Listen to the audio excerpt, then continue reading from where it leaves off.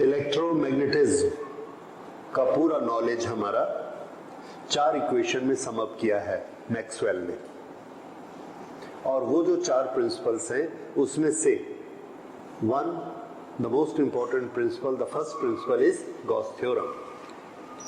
Gauss theorem ना एक छोटा सा थ्योरम है, ये हमको ये बताता है कि इलेक्ट्रिक चार्ज और इलेक्ट्रिक फील्ड ये दोनों आपस में रिलेटेड होते हैं। और अब ये बात इतनी कॉमन है कि हम इसको मानने लगे हैं कि इसमें नया क्या है, क्योंकि इसको अब हम लोग समझने लगे हैं और इसको जानने लगे कि इलेक्ट्रिक फील्ड का सोर्स इलेक्ट्रिक चार्ज होता है।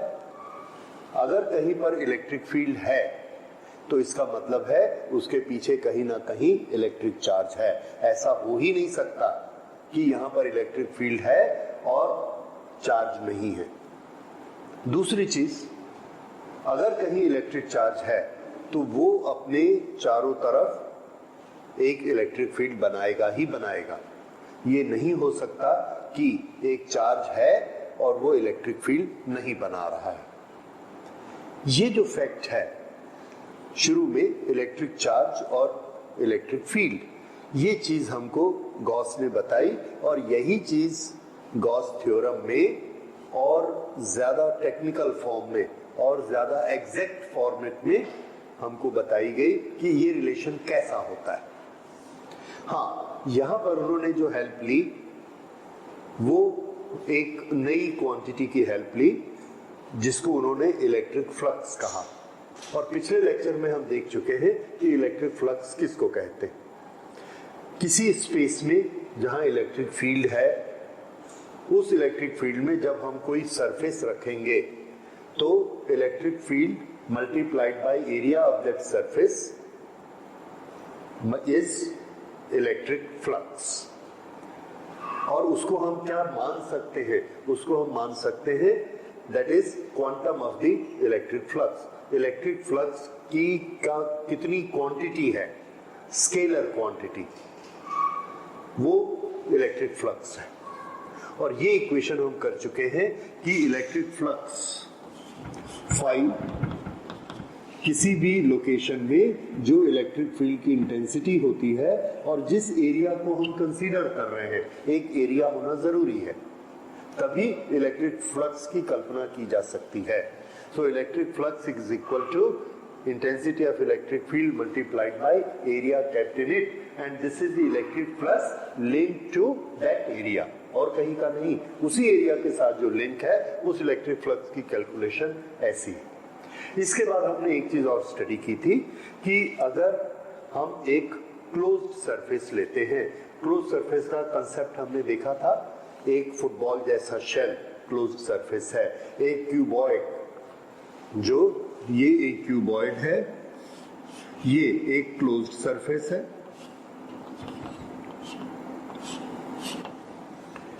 जो सब तरफ से बंद है। इसके साथ जो इलेक्ट्रिक फील्ड लिंक होकर इलेक्ट्रिक फ्लक्स बनाएगा, उस फ्लक्स की कैलकुलेशन कैसे की जाती है, that we have done in the last chapter.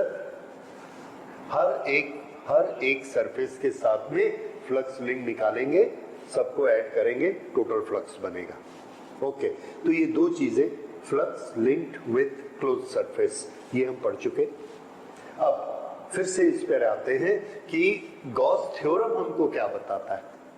Gauss theorem ये बताता है कि कोई भी एक क्लोज्ड सरफेस किसी इलेक्ट्रिक फील्ड में रखिए, उसके साथ electric field multiplied by area, there is a dot product between the two। अगर हम सभी सरफेस का फ्लक्स कैलकुलेट करेंगे, देन टोटल फ्लक्स जीरो भी हो सकता है, नॉन जीरो भी हो सकता है। ये फ्लक्स अगर जीरो नहीं है, उसकी कुछ क्वांटिटी है, तो ये किस पर डिपेंड करता है? तो आंसर है ये डिपेंड करता है कि इसके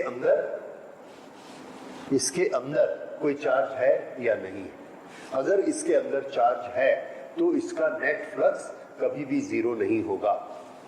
और अगर इसके अंदर चार्ज नहीं है तो उसका नेट फ्लक्स जीरो ही होगा ऑलवेज। सो अगर इसके अंदर सरफेस के अंदर चार्ज है तो इसके साथ फ्लक्स लिंक की कुछ ना कुछ क्वांटिटी होगी। वो क्वांटिटी कितनी होगी, उसके लिए गॉस ने थ्योरम बनाया और हमको बताया that net electric flux link to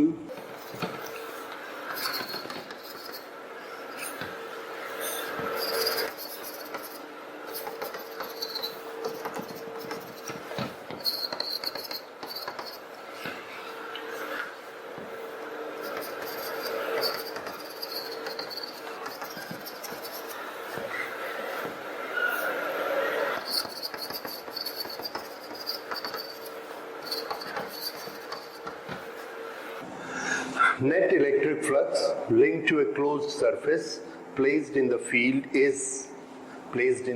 electric field is 1 upon epsilon naught times the charge enclosed by the surface. Now we write it in mathematical language. See, net electric flux linked to a surface, electric flux linked to a surface is 1 upon epsilon naught times the charge enclosed by the surface. Let there be a charge inside the surface and let the net charge be Q inside the surface. So this is 1 upon epsilon naught times the charge enclosed in the surface. This is Gauss theorem. We can match the language. Okay. अब हमने ये पढ़ा है कि ये जो net flux होता है, इलेक्ट्रिक फ्लक्स, इसकी एक कैलकुलेशन होती है और क्लोज्ड सरफेस के साथ कितना फ्लक्स लिंक होता है, उसके लिए हमने एक नोटेशन बनाया है, closed integral EDS, closed integral EDS। ये है total flux linked with the total surface of the closed surface. Okay, this is equal to Q upon epsilon naught. What is Q? Q is the charge which is enclosed by the surface. If there are charged particles all around here, this 1, 2, 3, 4, 5, 6, 7, 8, then what is the Q which I have to take here? I have to take here 1, 2, 3, only 3. ये Q नहीं लेना है, ये Q नहीं लेना है। तो इसके साथ जो फ्लक्स लिंक होगा वो इस Q पर डिपेंड करेगा जो इसके अंदर है। This is what Gauss told us. और फ्लक्स की कैलकुलेशन हम पहले इस डेफिनेशन से कर चुके हैं। If our surface is not a plane surface in a uniform field, then we have to use integration, and the closed integration EDS gives us the total electric flux. So this is Gauss theorem. Here this is transformed into this. This is by our knowledge. Okay, now how this was made, is there any proof of it? Proof of it on the basis of our previous knowledge. अभी तक जो चीजें हमको पता थी वो कौन सी थी? Coulomb's law. कूलम्स लॉ के बारे में हम जानते हैं और क्या उसके कूलम्स लॉ में चार्ज से जो इलेक्ट्रिक फील्ड बनता है उसका इक्वेशन, उसका रिलेशन भी हमको पता है। ओके, क्या उसके बेसिस पर हम इस गॉस थ्योरम को प्रूव कर सकते हैं? आंसर है yes, we can do it and let us do it, and we will mark it as proof of Gauss theorem.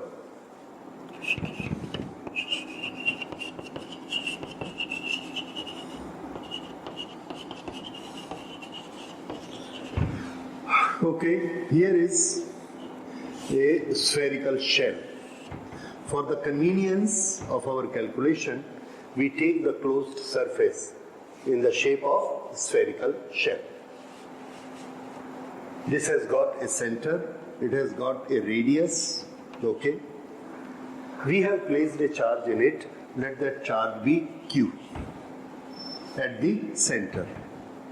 If Q is charged at the center, it is making electric field all around it. ये जो चारों तरफ electric field बना रहा है, यहाँ पर electric field की स्ट्रेंथ कितनी होगी?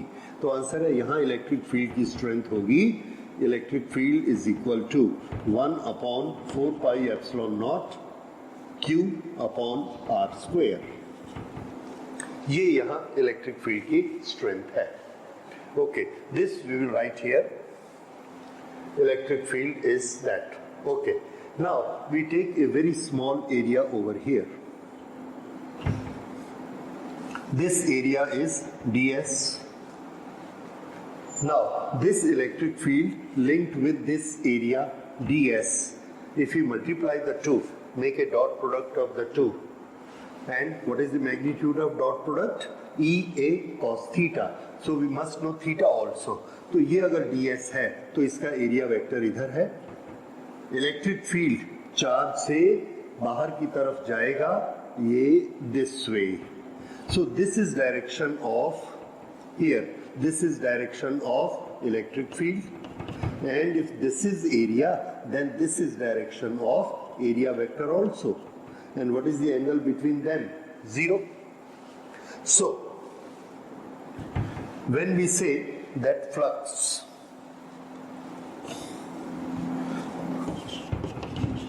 for a shell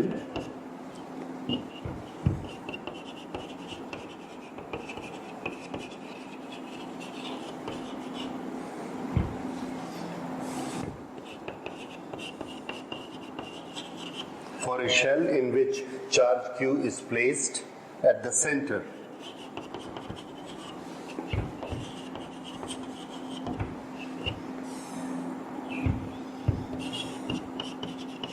flux linked with a small area. Again, I will write it here clearly. This is phi for the complete surface is equal to Q upon 4 pi epsilon naught R square, and into the total surface is 4 pi R square. Now we do the cancellation, and what do we get? The total flux linked with this closed surface is 4 pi R square cancelled. So what do we get? We get here is only Q upon epsilon naught. So the total flux, electric flux linked with the closed surface is Q upon epsilon naught. And this is what is Gauss theorem. Okay, so this is a proof of Gauss theorem. Though it's not very important, but by taking help of our previous knowledge, we can always prove it like this. Okay, now the next thing what we have to see, and what is most important, is application of Gauss theorem. How do we apply Gauss theorem? And before that, why should we apply Gauss theorem at all? Okay, why should we apply Gauss theorem? The answer is Gauss theorem gives us this equation. It is a relation between electric charge and electric field. This. Now, that means if we know charge, we can always find out electric field by putting all the values of charge, total area. We will find out electric field at any point. Where is this electric field? Answer: this is electric field at any given point. Okay. So for this, any given point of what? Any given point of the area. जिस area के साथ electric field link हो रहा है, उस area के किसी point पर इलेक्ट्रिक फील्ड की वैल्यू कितनी है? E. उसके आगे या पीछे नहीं, exact on that surface area. It is intensity. This is the charge placed inside the surface. So here is E. Here is E. This is the charge Q. This is E on the surface. And this is what? calculation of the complete surface. So if I know charge, if I know the total area, no charge, if I know the total area, then I can set up this equation. इस equation में values रखने से मुझे electric field की value मिल जाएगी. इसलिए ये इतना इजी है, इतना आसान है, that for any type of charge distribution we take its help to find out electric field due to that charge distribution. What we are supposed to do, how do we find it? We find it by considering, by thinking, by imagining, only imagination, a surface around a charge. A surface around a charge. If we consider a surface around a charge, if we consider this surface, so charge is there, electric field is there, and we find out area of that surface, then we are able to set up this equation, and there it is known, total area is known. We can always find out electric field. And this relationship, this method of finding electric field, we are going to apply on n numbers of applications, many numbers of charge distributions. The charge is on a straight line, the charge is on a surface, the charge is on the shell, the charge is in the shape of a point.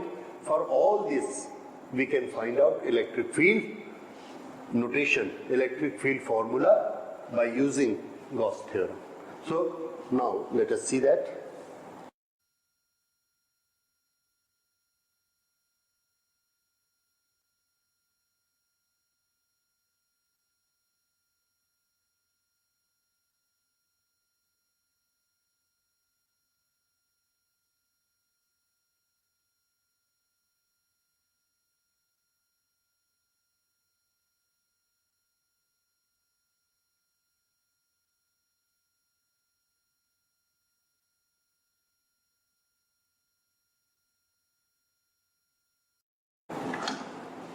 We want to find out electric field intensity, and the charge distribution is a point charge. So we want to use Gauss theorem. So there is a method to find electric field intensity due to a point charge at certain distance r. Okay, here is a point charge which is placed here, q, at a certain distance r. At this point, we want to find out what is the electric field intensity at this point, P. This is our target, and for this, we want to find out, we want to know how we are going to use Gauss theorem. Gauss theorem use करने के लिए हमारे पास एक concept हमको समझना बहुत जरूरी है, और वो कंसेप्ट है गॉसियन सरफेस का. Gaussian surface. आपने देखा कि गॉस थ्योरम में तीन चीजें इन्वॉल्व है: electric field intensity, one surface E into ds और चार्ज Q. तो यहां पर हमने चार्ज तो लिया, ये पॉइंट पर हम इलेक्ट्रिक फील्ड निकालना चाहते हैं. इलेक्ट्रिक फील्ड सरफेस कहां है? तो गॉस थ्योरम के लिए हमको यही समझना है कि सरफेस कहां है. वो जो सरफेस है जो हमको हेल्प करेगी यहां पर, उस सरफेस का हमने नाम रखा गॉसियन सरफेस. तो एक छोटा सा ब्रीफ पहले समझिए कि हम गॉसियन सरफेस किसको कहेंगे. गॉसियन सरफेस, इसको आई भी लिख सकते हैं, ये भी लिख सकते हैं. Main thing, it has to be Gauss. Okay, now what is a Gaussian surface? Gaussian surface is an imaginary surface. हम इमेजिन करते, सोच लेते. इस सरफेस का एक पहला कैरेक्टरिस्टिक है, it has to be a closed surface. क्यों? क्योंकि गॉस थ्योरम क्लोज्ड सरफेस के लिए बनाया गया. So it has to be a closed surface, it has to be an imaginative surface, only imaginative. Okay, then where is the electric field in the equation EDS? Answer: electric field linked to the surface at the point. That means wherever we want to find out electric field, this point should be on the surface. So far 3 characteristics. I will write it. Gaussian surface it is.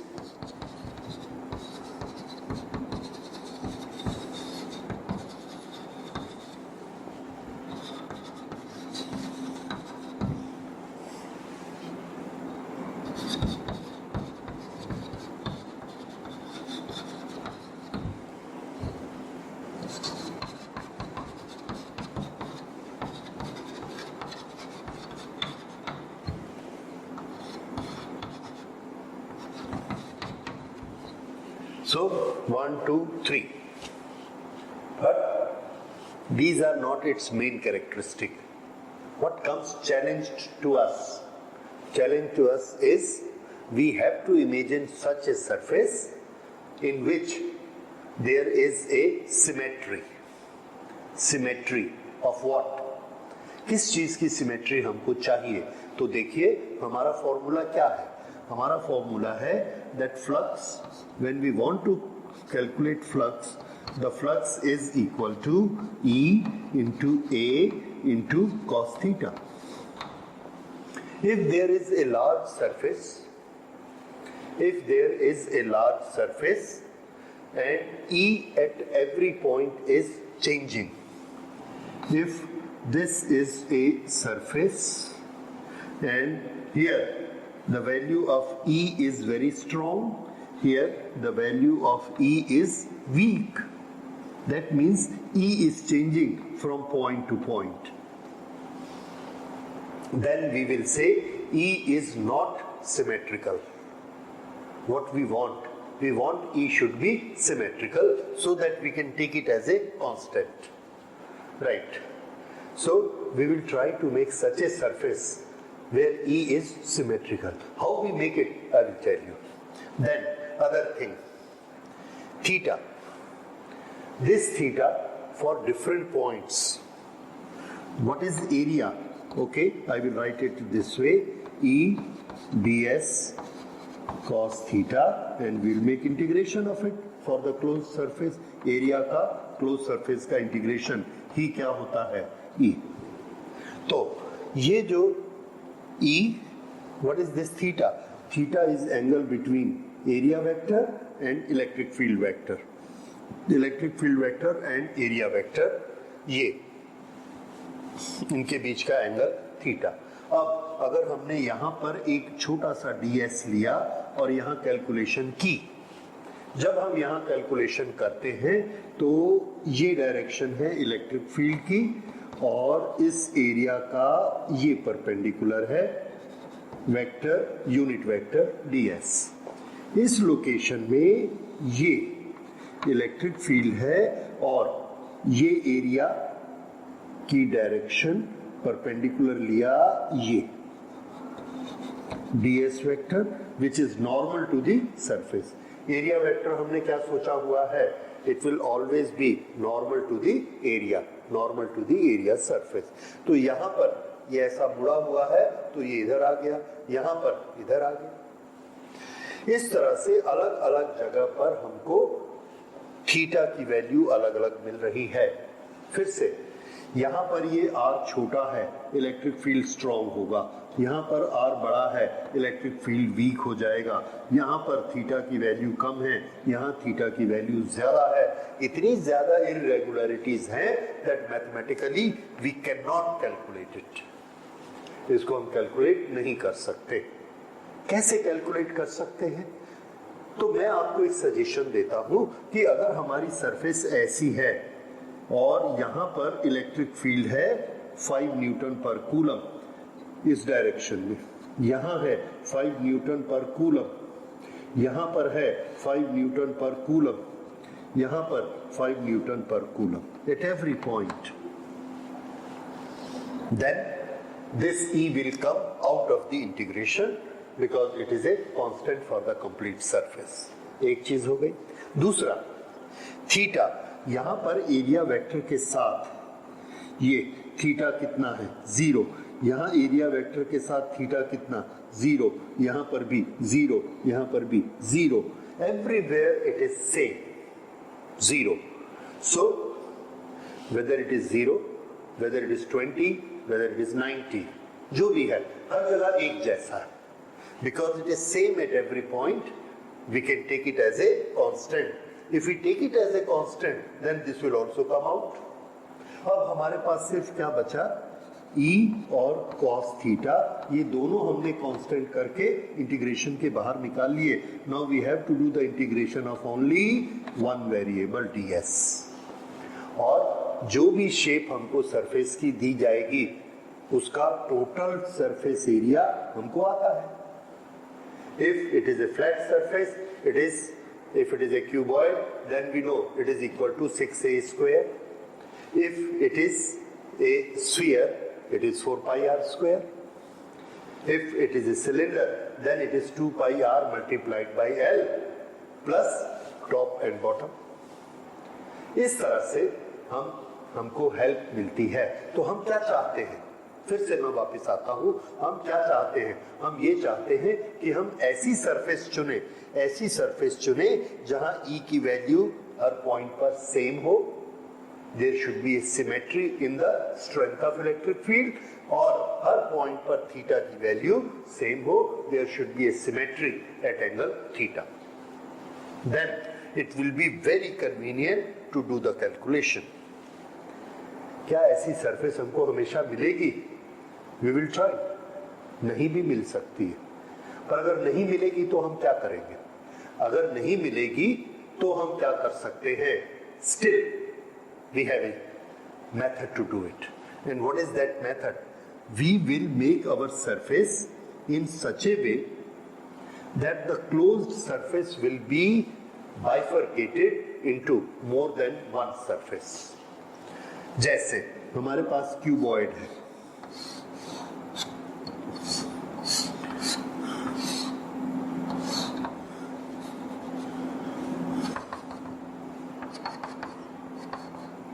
okay. Now this area has got area vector in this direction, while this area has area vector in this direction. If we take electric field in this way, then it will make a 0 degree, but this will make 90 degree. Then what to do? क्या हमको एक cuboid को close surface नहीं लेना चाहिए? Answer no, we can take it. क्यों? इसलिए कि हम क्यूबॉइड की 6 सरफेस है. पूरे क्यूब की कंप्लीट क्लोज सरफेस की कैलकुलेशन हम 6 पार्ट में करेंगे, 6 पार्ट्स में करेंगे. We will do 6 calculations for the flux, and flux is a scalar quantity. We will do 6 calculation for the flux, and at the end of that we will add up all those calculation to find the total flux, because our ultimate aim is to find total flux. Acha, where is symmetry in this? Here is symmetry. See, if you consider this surface, ये पूरी surface में इस point पर angle कितना है? 0. तो इस point पर एंगल कितना है? 0. इस पॉइंट पर एंगल कितना है? 0. इस पॉइंट पर एंगल कितना है? 0. We find that at every point angle between E and A is 0. तो एक सरफेस के हर पॉइंट पर सिमेट्री है. अब अगर उस सरफेस के हर पॉइंट पर सिमेट्री है तो हम उसकी कैलकुलेशन कर लेंगे taking E and theta outside. एक सरफेस के लिए कैलकुलेशन हो जाएगी और टोटल सरफेस एरिया इसका कितना होता है? A multiplied by A. इसका निकाल लेंगे. लेकिन जब हम इस सरफेस की कैलकुलेशन करेंगे तो हम क्या देखते हैं कि ये इलेक्ट्रिक फील्ड की डायरेक्शन है. इस पॉइंट पर angle between the two is 90, लेकिन अगर हम इस पॉइंट पर लेते हैं, again this is area vector, this is electric field and 90. Eight this point this is electric field, this is area vector, angle is again 90. So every point angle is 90 degree. There is a symmetry of angle for this complete surface. This symmetry may be different of this symmetry. चूंकि दोनों अपनी symmetry अलग है, इसलिए दोनों को एक ही step में कैलकुलेशन नहीं करेंगे। We will find out flux for this surface, we will find out flux for this surface. एक सिमेट्री के लिए एक कैलकुलेशन। फिर से अगर हमको फ्लक्स कैलकुलेट करना है इस रूम के साथ attached, the flux linked with this room, and I find out angle of electric field with the various walls is different. तो मैं क्या करूंगा, एक electric field multiplied by area floor के लिए कर दूंगा, because at every point of the floor the angle is same. For every point of this wall angle is same. It is different then floor but it is same for every point of the wall. तो उसके लिए flux की calculation अलग से करूंगा, इसके लिए अलग. For all the 6 surfaces I make calculation and add them up. ये इस फ्लक्स का साइन पॉजिटिव भी हो सकता है, नेगेटिव भी हो सकता है, क्योंकि cos थीटा +1 भी होती है, -1 भी होती है. तो हमको स्केलर सम करना है.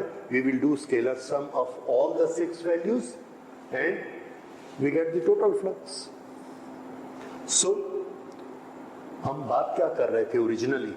We were talking that we should have a symmetry of electric field and symmetry of angle between electric field and area vector, so that we are able to calculate mathematically.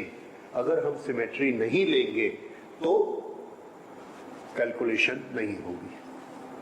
So what is the core point or the core requirement of a Gaussian surface? Answer: core requirement of a Gaussian surface is symmetry. So in Gaussian surface this is 1, 2, 3. That is correct. But what is the core property of the Gaussian surface? That is symmetry. And we ask symmetry of what? So we will say symmetry of electric field intensity all over the surface and symmetry of angle. Angle, that is angle between electric field intensity and area vector all over the surface. It should be symmetrical. So these properties we have to take. अब इतनी ज्यादा चीजें हमने यहाँ पे पढ़ी है, क्या प्रैक्टिकली हम ऐसी सरफेस सोच सकते हैं? Answer is yes. There are very few examples. 3-4 example ही हैं, उसको आप याद कर लेते हैं and you can fit those examples everywhere for symmetry. So this is one thing about Gaussian surface. I give you one example. The simplest example of Gaussian surface is, there is a point charge here. We want to find out electric field at a distance r. Then we consider a Gaussian surface. We will use the word we consider, because is it there? No, it is not there. We are considering it, we are making an imagination of it. So, let us consider an Gaussian surface in the shape of a sphere which has got center at the location of the charge and which has got radius equal to r. I will write it in the words.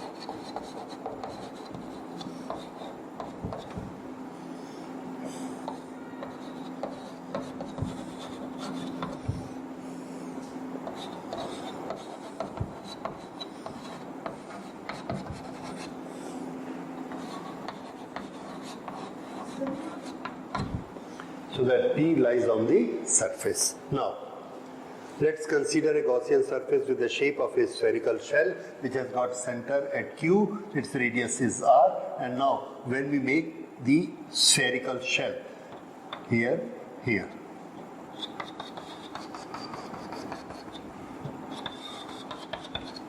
this is spherical shell with radius R, center at Q. Then what is the distance of this point? R. What is the distance of this point? R. Here, R. Here, R. Everywhere the distance is R. Now if the distance at every point is R, what should be the strength of electric field according to Coulomb's law? According to Coulomb's law, the electric field intensity is Q upon R square. If Q is same and R is same for all these points, what should be the strength of electric field at every point? It should be same. It should be same. That is symmetry. So we have got symmetry of electric field at all the points, but not so fast. One thing more. What is the direction of electric field at this point? Answer, this. If it is positive, then this is the direction. At this point, this is the direction. At this point, this is the direction. Now, where is the area here? Here is this is small area, and what is the direction of area vector? This is the direction of area vector. What is the angle between them? 0. Here, because of this curvature, this is the area. If this is the area, then this is the area vector. Area vector, this is electric field vector. Angle 0. At this point, this is the direction of electric field and this is the surface area. On this surface area, we put a perpendicular which gives us the vector area by unit vector. What is the angle between them? Answer, 0. So at every point we find that angle between electric field intensity and area vector is 0. This is symmetry. Yes. Electric field is always along the area vector and the magnitude of electric field at every point is same because R is same. So, who is symmetrical? Answer, the Gaussian surface we have considered. जो हमने यहाँ पर surface बनाई, एक spherical shell. उस spherical shell को हम क्या कहेंगे? कि spherical shell में एक characteristic है कि ये हर जगह पर symmetrical है. इसका इलेक्ट्रिक फील्ड और थीटा दोनों हर पॉइंट पर एक जैसा है, इसलिए ये पूरी सरफेस सिमेट्रिकल है. Therefore, it is qualified to be a Gaussian surface. फिर से इमेजिनरी तो है ही है, क्लोज्ड है, करेक्ट. तीसरा पॉइंट भी कहां पर है? इस सरफेस पर है जहां हमको इलेक्ट्रिक फील्ड निकालना है. और चौथी सबसे बड़ी चीज symmetry. We have proved that it is symmetrical. So this is a Gaussian surface.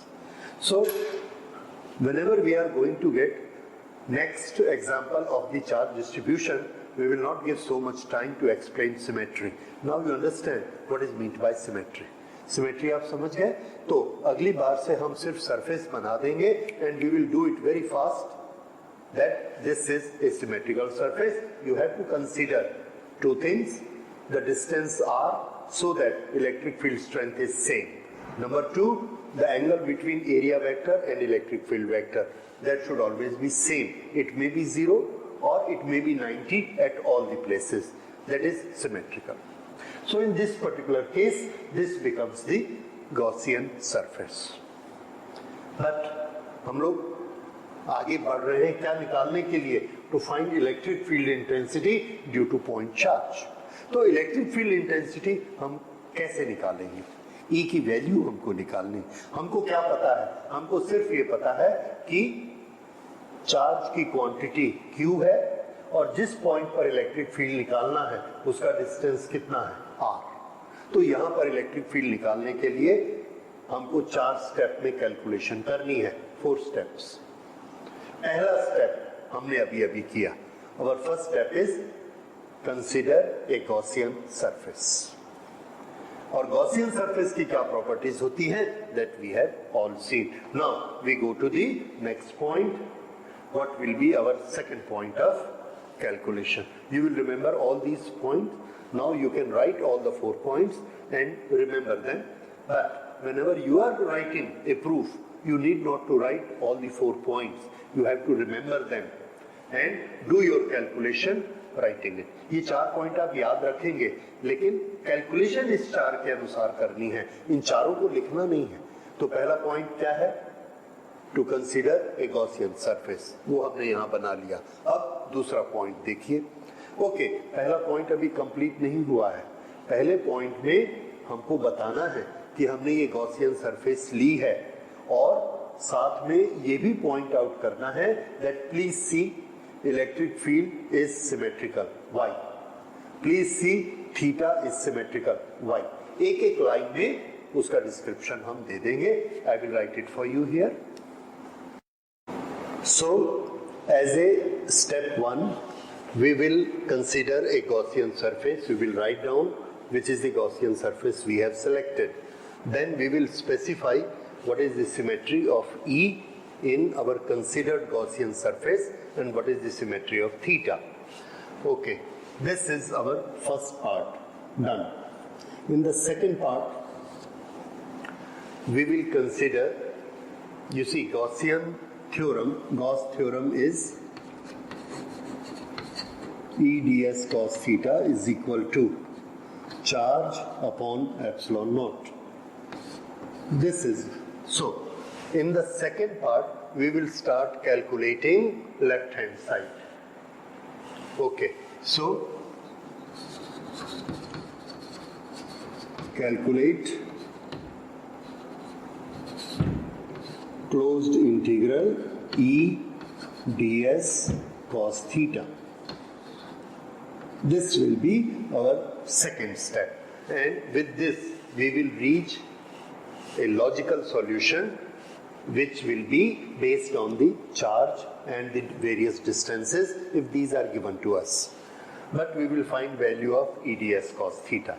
Okay, then let us apply it here. First description we have given, I have written it there. For the second we will start here. You see, this is, ये visible नहीं है. ये step हमको याद है कि हमको इस स्टेप पर आगे बढ़ना है. कैलकुलेशन हम इधर लिख रहे हैं. फर्स्ट अभी हमने देखा, अभी मैंने आपको बताया कि हमने वहां पर क्या लिखा था. ये वाला डिस्क्रिप्शन वहां लिख दिया. ई और थीटा दोनों के बारे में हम लिख चुके हैं. अब यहाँ देखिए सेकेंड स्टेप में आप क्या लिखते हैं. सेकेंड स्टेप में आप लिखेंगे closed integral E ds cos theta is equal to, E को हम E ही मानते हैं, और हमने ये मान लिया कि ये सिमेट्रिकल है, इसलिए ये कांस्टेंट है, और अगर ये कांस्टेंट है तो ये इंटीग्रेशन के बाहर आ जाएगा. नाउ क्लोज्ड इंटीग्रल ds, और cos हर लोकेशन पर कितनी है? 0 0 0 at every point. So cos 0 is equal to 1. उस 1 को हम यहां भी रख सकते हैं, और अगर हम चाहे तो इसको आउट भी कर सकते हैं. In any case, it will vanish. So what do we get here is E into closed integral ds. Now this area, this area, this area, this area, this complete area is equal to 4 pi r square for a shell. एक shell के लिए close integral ds कितना होता है? 4 pi r square. So this is equal to 4 pi r square. ये हमने calculation कर ली, इससे और ज्यादा सिंप्लीफाई नहीं होगा. We stop here. Second step done. We now start third step. Third step में हमको क्या लेना है? Calculate charge enclosed within the surface.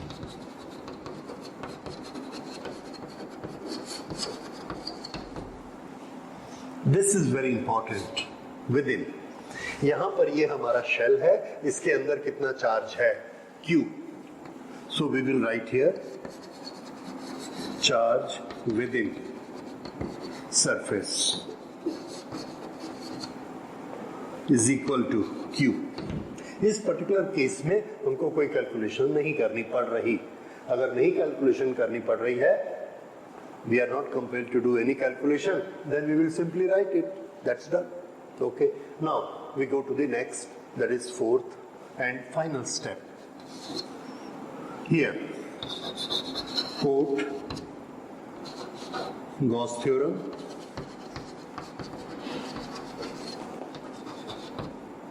Put values. Put values of both sides. Calculate E with help of it.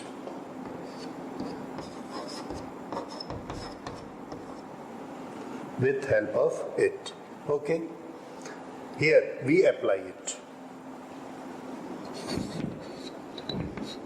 We know, or if we don't write we know, we will simply start according to Gauss theorem.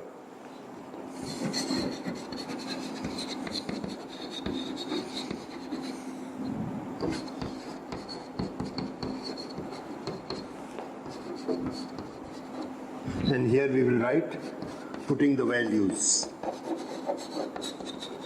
Putting the values. ये जरूर लिखिए. When we put the values, then value of closed integral EDS is equal to how much? Closed integral EDS. The value is E into 4 pi r square. Is equal to what is the value of Q? The value of Q, charge inside is Q, so we will write it Q upon epsilon naught. Okay, then what is the electric field value? इससे हमने electric field की value calculate की, and this comes out to be electric field at point P. Why at point P? Because electric field और surface इस point पर है, तो electric field इस पॉइंट पर हमने कैलकुलेट किया. This E is equal to Q upon 4 pi epsilon naught r square. Q ये 4 पाई r स्क्वायर नीचे चला गया, so Q upon 4 pi epsilon naught r square. This is value of electric field at this point. Coulomb's law से हमको पता है r distance पर electric field इतना होता है, तो फिर हमको गॉस थ्योरम से निकालने की क्या जरूरत है? आंसर है that's correct, but we are simply testing Gauss theorem कि क्या गॉस थ्योरम से इलेक्ट्रिक फील्ड हम निकाल सकते हैं. हमने ये प्रोसीजर को टेस्ट किया, इस प्रोसीजर को अप्लाई किया, गॉस थ्योरम यहां पर निकाला and it has come correct. तो इस तरह से गॉस थ्योरम का एप्लीकेशन का एक मेथड हमने डेवलप किया, and now this method we are going to use for the complex situations. और आपको दिखेगा कि वो कॉम्प्लेक्स सिचुएशन से हाउ इजीली, कितने आसानी से हम इलेक्ट्रिक फील्ड कैलकुलेट कर सकते हैं. So we will calculate electric field because of with help of Gauss theorem for electric charge distribution over a long straight line. एक बड़ी लंबी स्ट्रेट लाइन है, इन्फिनिटली लॉन्ग, उसके कारण उस पर कितना चार्ज है ये भी हमको नहीं पता है, टोटल चार्ज. लेकिन उस लाइन से r डिस्टेंस पर इलेक्ट्रिक फील्ड कितना है, इसको हम गॉस थ्योरम से निकाल सकते हैं. इसी तरह से अगर एक सरफेस पर, एक दीवार पर चार्ज डिस्ट्रीब्यूट है, तो उस दीवार से r डिस्टेंस पर इलेक्ट्रिक फील्ड कितना होगा, उसको हम कैलकुलेट कर सकते हैं. ये कुछ कॉम्प्लेक्स सिचुएशन है. एक शेल पर चार्ज डिस्ट्रीब्यूट है, उसके अंदर और बाहर इलेक्ट्रिक फील्ड कितना कितना है, जो कि कूलम्स लॉ से डिफिकल्ट होता निकालना, but we can calculate it with help of Gauss theorem very correctly. Okay, so all these we will do in the next class. हाँ, एक चीज, एक क्वेश्चन अभी जस्ट रिमेम्बरिंग, जो मुझे याद आ रहा है, जिसका रेफरेंस यहाँ करना चाहिए। आपने इसका प्रूफ देखा है। इस प्रूफ में हमने एक चीज ली है और उसको जरा फिर से मैं आपके notice.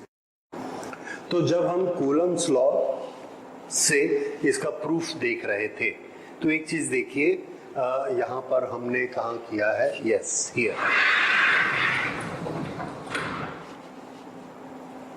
I will just remind you. देखिए, यहाँ पर हमने EDS की वैल्यू निकाली है और यहाँ पर इलेक्ट्रिक फील्ड कूलम लॉ से निकाला है। इस कूलम लॉ से इसकी वैल्यू क्या ली है, 1/4 pi epsilon naught Q upon R square, और ये Q अपॉन R स्क्वायर क्या है, this is inverse square law. इसके बाद जब हमने एरिया की फुल वैल्यू निकाली, किसकी वैल्यू निकाली, that is integration of ds। Integration of ds total area कितना लिया, 4 पाई R स्क्वायर। तो हमने ये देखा कि ये दोनों R स्क्वायर कैंसल हो गए। अगर ये दोनों R स्क्वायर कैंसल हो गए तो इस एक्सप्रेशन में से R निकल गया। अगर इस एक्सप्रेशन में से R निकल गया तो फाई किसके बराबर है, Q upon epsilon naught, and it has no dependence of R। तो ये R पर क्यों नहीं डिपेंड कर रहा है, क्योंकि R स्क्वायर कैंसल हो चुका है हियर। ये वाला R स्क्वायर कहां से आया, तो आंसर है ये R स्क्वायर एरिया का R स्क्वायर है और ये वाला R स्क्वायर कूलम्स लॉ का इनवर्स स्क्वायर लॉ का R स्क्वायर है। बट है दोनों R स्क्वायर, इसलिए कैंसल हो गए। अब देखिए एग्जामिनेशन का क्वेश्चन कैसे बनता है। If in the Coulomb's law electric field is not a function of R square, फिर से, in the Coulomb's law if electric field do not follow inverse square law, that means what, R की power 2 नहीं है, R की power 3 है, R की power 4 है, R की पावर 1 है, anything other than 2, then do we get the same result of Gauss theorem? अगर कूलम्स लॉ में electric field inverse square law को फॉलो नहीं करता, if electric field do not follow inverse square law, that is Q upon R square, then do we have the Gauss theorem in the same shape? What will be your answer? Yes, you are making right answer. In that case, if it is not square, then there will be no cancellation and we will find R present. Then flux will depend upon R. So, why in Gauss theorem there is no R? It is not independent, it is independent of R. Answer, because Coulomb's law is a inverse square law. Had it not been an inverse square law, then Gauss theorem will not have this shape, would not have this shape. तो ये question कभी कभी आता है, तो हमको answer क्या लिखना है, no. No answer to what, will it have the same shape, same expression? Answer no, it will not have the same expression. This expression is there only because the Coulomb's law is inverse square law. So this is one thing which we can consider, and it has been asked in the many examination. So in the next class we will do more derivations of this. Thank you. Let's make a correction here. This is Gauss and Gaussian surface. In the spelling we can write it this way, that way, but you understand what is meant by a Gaussian surface. Whichever way you write, it's not an English class, it is physics. Anyway, that is correct. Thank you.